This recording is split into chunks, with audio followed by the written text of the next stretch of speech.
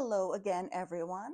We are back for part 3 of the Emotional Intelligence series. Last time we talked about how we identify emotions in ourselves or how we help our clients identify emotions so that our needs can be communicated or we can help our clients learn how to communicate their needs. I'm going to do something a little similar, but this time I want to talk about what it's like when we're working with children. Children are very little people with very big emotions. So we need to recognize that children often lack the language to tell us what it is they're feeling. They just don't have the experience, the exposure, and the words to tell us what they're feeling. So when I'm working with children, I do find it's very helpful to find things they are familiar with so we can kind of chain link their experience to the word so they can improve their communication. Color is a big one, and facial expression is a big one.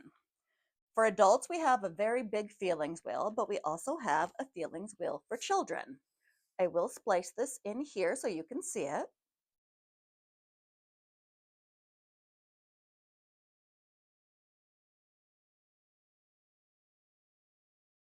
And as you can see, with the emotions wheel for children, we have a color-coded section. For example, yellow is happy, red is angry, but there's also a pictorial representation. And so these are faces.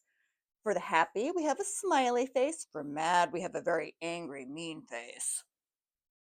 So if I'm working with a child and the child comes in and they're very angry, I might say, okay, that seems like a red emotion. And your face is all scrunched up. I see that you're frowning, your eyebrows are pulled together, maybe your fists are balled up. That's what's telling me that you're angry. Let's talk about it. And so the kid might talk about, how their brother or sister did something they didn't like. And so I'll ask them to tell me about it. I might give them a crayon and say, draw it. What does that feel like? So they can take the colors in the crayons and they can draw what it looks like. It could be a bunch of scribbles. It doesn't really matter. What it is the child learning to take the emotion from the inside and get it outside their body to communicate it to another person and knowing that they're being heard. So after they tell me, that they're really, rageful and annoyed that their sibling took their toy, we can talk about, oh, so your sibling did something that made you really mad.